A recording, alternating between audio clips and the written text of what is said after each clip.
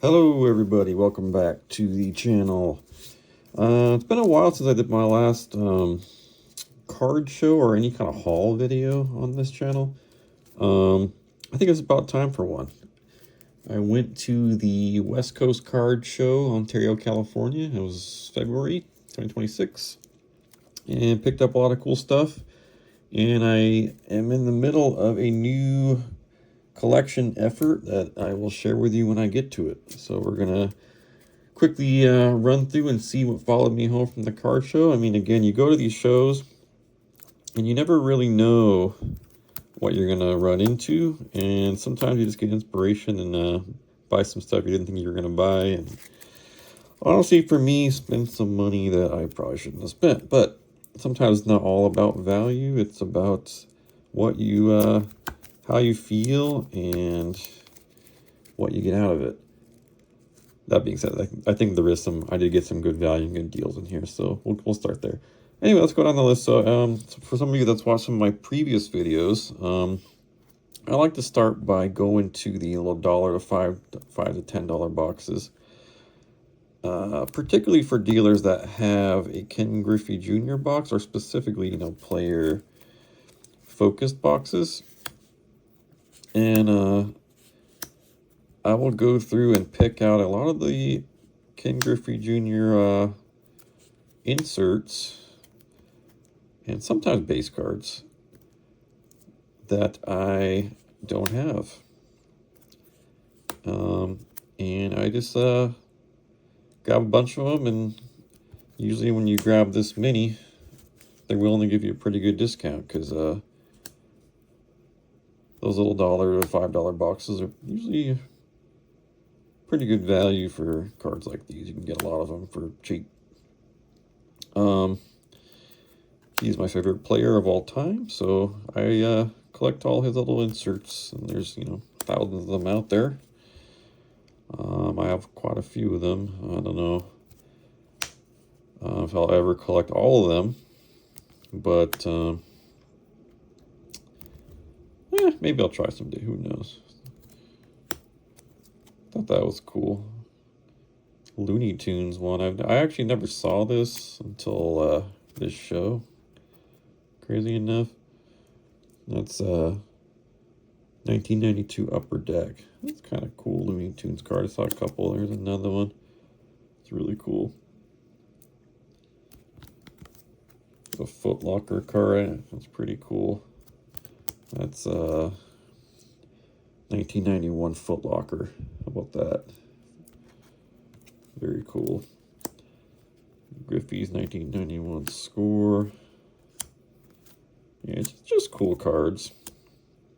Not worth much, but like I mentioned before, it's a good way to get the break the ice, I would say, is the best way to describe it. When you walk into these giant shows, now I've not been to the National. I can't imagine what that's like. I probably will end up going at some point, but the West Coast card show was pretty big, and this was an only sports version of the show, which was actually helpful for me, because I'm not doing a lot of TCG lately. I'm definitely not doing Pokemon.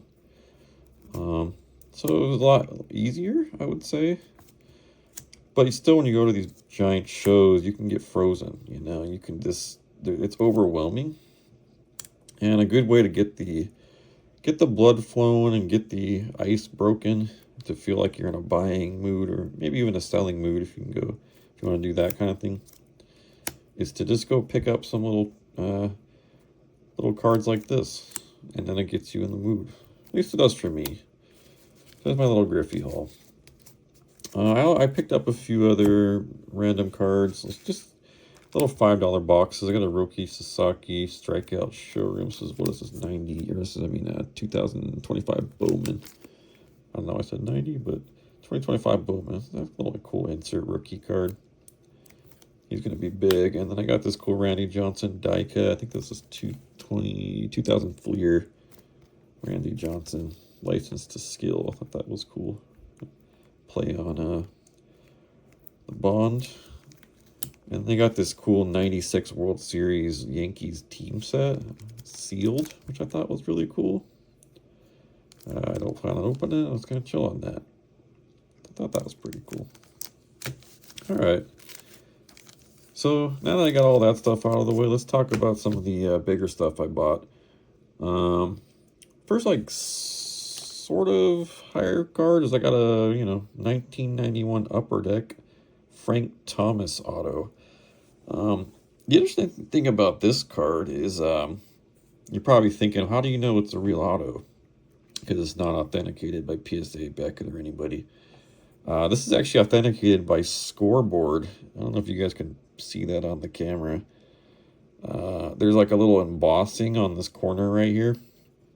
It was run by Ken Golden, I believe, in the 90s. It was one of the original authenticators, if I'm not mistaken. I actually did not know that until recently. So this card's not really worth much. It's like 30, 40 bucks nowadays. And, you can't really send this to PSA because they'll just give it a bad grade because of the embossing on it. This is kind of the old way to do it before grading with slab came along. But it still looks cool. I'm just going to keep it like this. And, yeah, there's a world. I don't think it's worth... I thought about sending it to PSA just to get the authentication, but it's probably not worth it. They're going to charge me the price of the card just to do it. So I'll probably just leave it like this and put it up. Frank Thomas is one of my favorite players back in the days where he was really good. And yeah, I wanted to have an auto, so that's cool. Interesting I picked this card up. I've always wanted the Ronda Rousey auto. I picked up this auto to 99 from, I think this is 2013 Topps Strike Force card, UFC.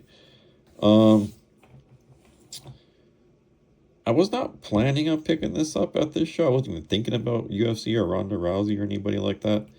Ronda Rousey was my favorite UFC fighter. I liked her quite a bit because she also got into WWE at the time. Right in that 2016, 17, 15, 16, 17 range when she was really hot. Yeah, that was like when I was really into her. So it's cool to pick up an auto. I wasn't planning on it. I actually stopped by the guy who only sold UFC cards. I just happened to stop by and start talking to him, and then one thing led to another, and he led me to this card, so I bought it. So I got a Ronda Rousey auto now. That's cool. Funny thing, it was a sports show, but I did pick up 2 cards out of everything I bought was sports except for 2 cards. A few non-sports did sneak in to the show, I noticed. And these are the only 2 I bought that were non-sports. I've been looking for autos of these 2 for a while, just because it's my favorite TV show of all time. And it's almost like, it was one of those moments for me, and then you go into the show thinking, I'm just going to buy a bunch of baseball cards, right? Or I primarily do baseball and golf and sometimes other things that if I feel it, if it's something I was a fan of in the past and whatever. Somehow these snuck into the show, and it was like a sign for me I had to buy them. Got a pretty good deal on them. They had some Pokemon and stuff with the show. I don't know how they actually like managed this whole had to be sports thing there. Because there was some Pokemon, there was some miscellaneous actors and stuff. So I don't know how they managed that, because there was a few booths that had like pretty much no sports. But anyway, that's fine. So I picked these 2 up and I'm happy about it. I'm super happy. All right. So the rest of this haul, I'm going to explain to you what I did. So this is all part of a project I started a few months back. Now, I've been watching a lot of sports card YouTube. That's just one of the things I do now when I'm bored. And one of the ideas I got, there's a few collections I've seen where people like to collect Hall of Famers. Now, one of the cool things about Hall of Famers is if you're going to collect all the Hall of Famers, it's a never-ending collection because there's always a few new Hall of Famers every year, right? So when you collect a set, you know, I used to set collect back when I was a kid, and I have one or two sets now or whatever. Once you collect the set, the journey's kind of over, right? Then you just move on to the next year's set, right? Well, having a Hall of Fame collection is like the never-ending, lifelong journey. And I kind of like that. I kind of like the idea of collecting a few new cards a year if I'm going to go for a set, right? So there's a few ways to do it. Some people collect like the postcards. That's kind of a cool thing. Some people have like signed postcards that they release. I've seen a few other collections just collecting rookie cards and all this, going all the way back to, you know, the cigarette cards and all that. I like the idea of relic cards for Hall of Famers. So I've decided to collect a relic card for every Hall of Famer. And the cards right now that I got, you know, both of these stacks are all Hall of Fame, or going to be Hall of Fame relic cards, as you'll see. The cards in this stack, not all of them are super valuable. I mean, some of these got very cheap. Some are a little higher, especially like the Jackie Robinsons. We'll get into those. But they're just so cool. I mean, it's not really about how much the card's worth to me. I wanted to collect a piece of history. And when I get this whole thing together, I mean, it's already feeling like a piece of history to me. And I'm a very big history buff. I'm really into history. Not just baseball history, like history of the world, history, you know, countries, etc., etc. You know, if I'm going to collect sports, I mean, history of sports, this is going to be like a history lesson, right? So this is what I picked up at the card show. I've been scouring local card shops. I haven't done a lot of online eBay yet. I'm trying to avoid that until I have to. And I'll explain at the end, like, I'm eventually going to have to, probably, because some of the guys are going to be nearly impossible to find. But let's go through some of this. So, I mean, it's just, for me, like, looking at these cards, it's just a piece of history. You know, you got a Willie McCovey, you know, game. And another thing, all of these cards are game used. I made sure I want all of them to be authentic, game worn, in a game. That's pretty important to me. There's a couple tops in here which we'll get to that, you know, they're a little weird with their relics, but I'm told they're game used, but we'll see. So anyway, we got Willie McCovey, we got Guerrero, but yeah, I'll just scroll through some of these so you can take a look. But yeah, like there's an Ozzie Smith, cool. But that's cool. Yeah, all these are just so cool. So I do have some duplicates in here because I didn't at the show. I didn't have a great. I had a list going, but for some reason I couldn't edit it on my phone. So I think I picked up a few duplicates, which whatever, it's fine. You know, that's not the worst. I'm trying to focus on jersey relics, although I do have this Mike Piazza bat relic. I think I got this pretty cheap, so it's not that big of a deal. I mean, I don't mind having extra Hall of Fame relic cards. I'm trying to find decent mid-range, you know, not super high-end. I know all these players have cards that are thousands of dollars you can get. The Yastrzemski. You can get the patch autos and all this stuff, and I will get some of those. But you know, as a starting point, I just wanted to get a basic patches for every Hall of Famer or future Hall of Famer. The Randy Johnson's cool. I tried to focus on, you know, their you know, if they're numbered, that's a big plus. That's the 199.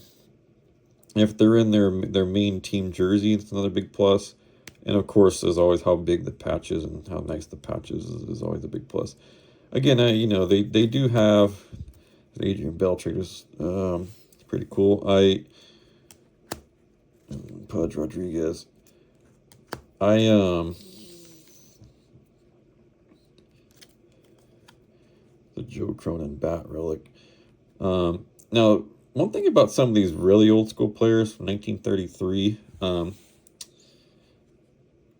also some of the Negro League players, you know, I have a spreadsheet going with all the players on this in the Hall of Fame. I didn't do managers or anything like that. I'm just doing people who went in as a player.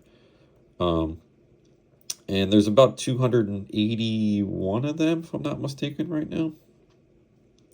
The big problem is some of these really old players may or may not have a relic card. There's some that I'm pretty sure definitely don't. And there's others that do that are extremely expensive. Like I believe there's Josh Gibson, for example. Oh, there's a really cool Jackie Robinson. That's a cool card. Pretty much all of Jackie's relics are a little higher priced. It's 2004 upper deck. It's very cool. There's actually a couple Jackies in here. I'll explain that in a little bit.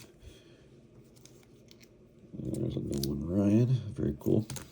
Oops.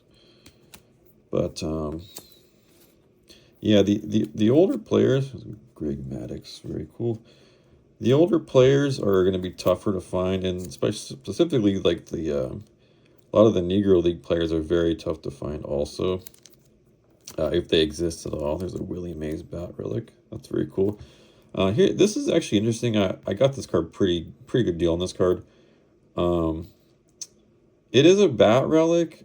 I'm happy to have it, but I am going to eventually get a Willie Mays patch jersey relic at some point. This is just kind of my fill-in until I get to that point. But, you know, when I saw the card at the show, I'm like, I'm just going to buy this card. You know, it's a Willie Mays. I mean, come on. One of the best players of all time. This is if you ask King Griffey Jr., my favorite player of all time, who he thinks the best player of all time is, I'm pretty sure he would say Willie Mays, actually. There's a Hank Aaron Bat Relic. It's kind of cool.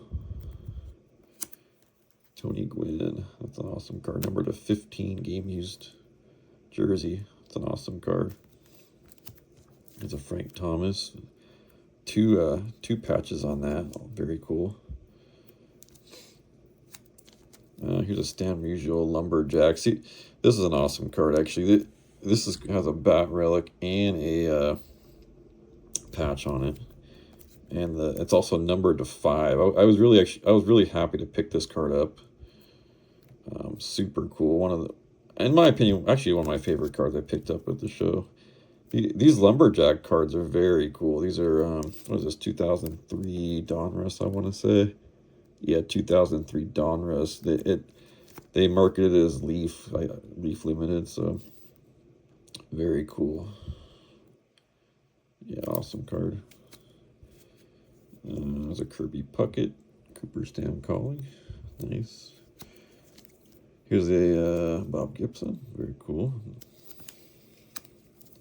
Jeff Kent, one of the newest players in the hall. Now here, I have a guy who's not in the hall yet, but he will be in a couple years. It's Albert Pujols. It's actually, I believe, a rookie card for him. This is 2001 Upper Deck. Yeah, it's an awesome card. Very awesome card.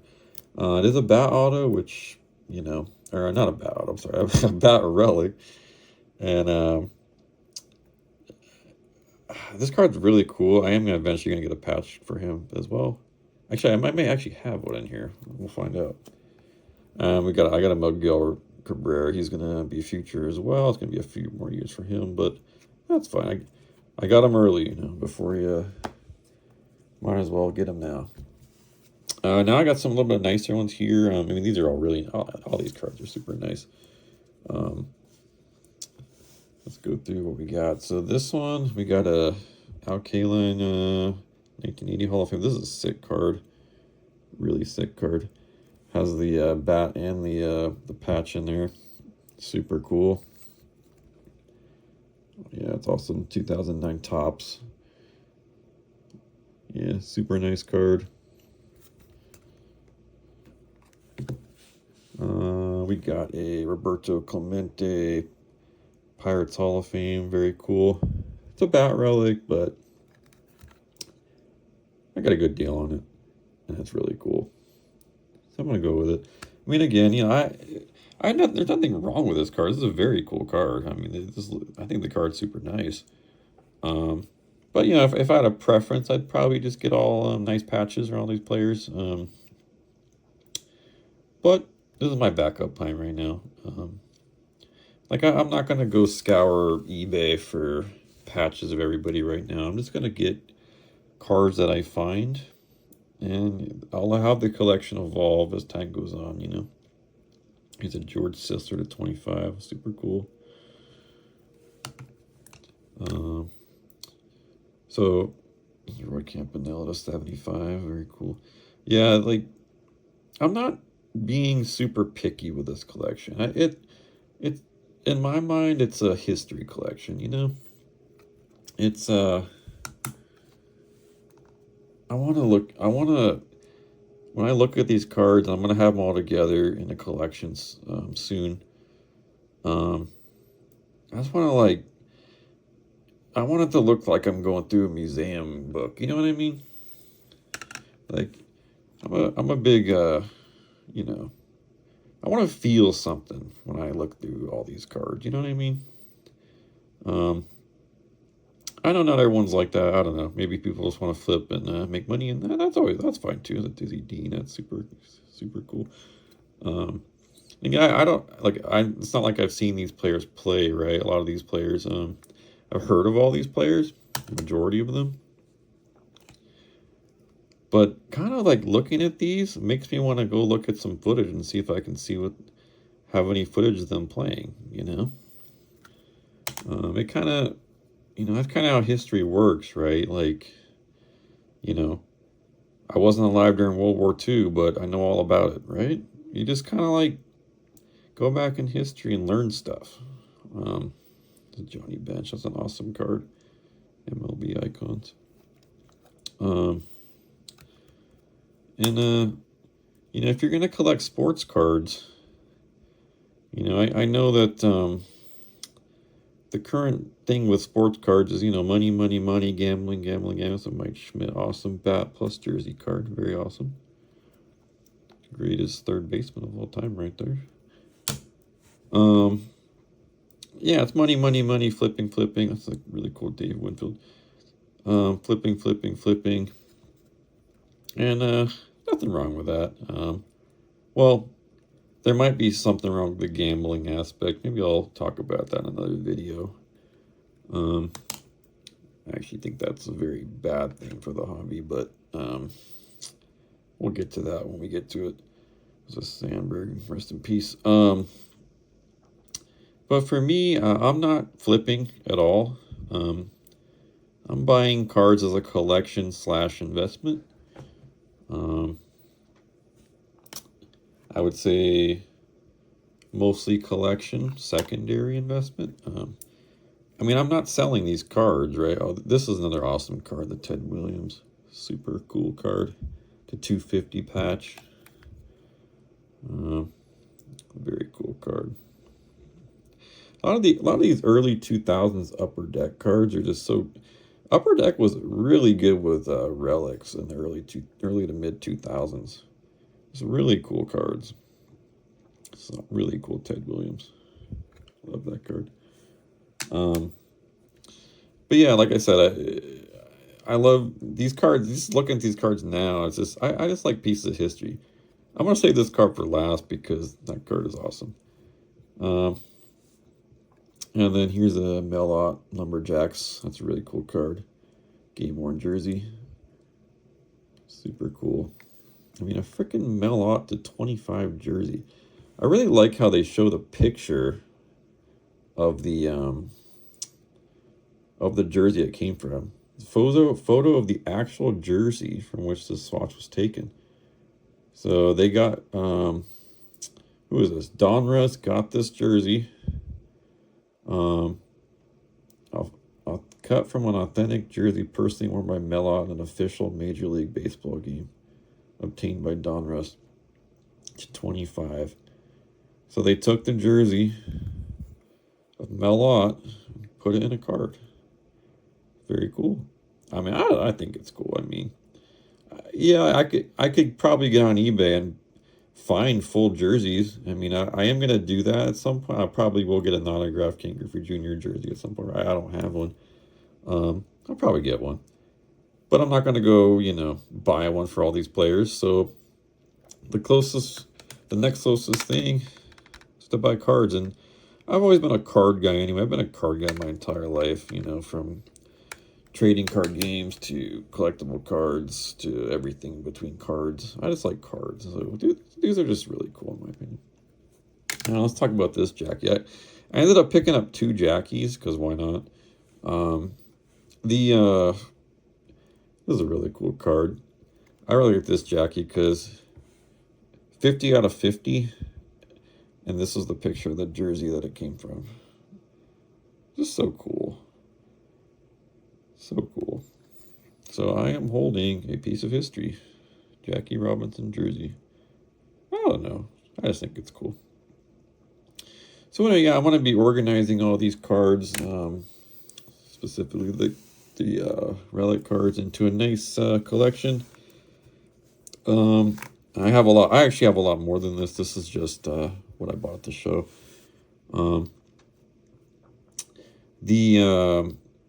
And you know, it'll look like I said, it'll be really nice after, in my opinion. So that's really all I bought at the show. Not much else. As far as, you know, prices and stuff at the show, anything like that. You know, all the shows nowadays. Again, I didn't go to shows much before COVID. I didn't go to shows much actually at all before COVID. I just started in the last several years. So I don't know what it was like before COVID. I've heard that the shows were a lot different back then. And that's fine. Nowadays, in general, I would say, you know, because there's so much information out there now as far as comps and how much cards are worth, etc., etc.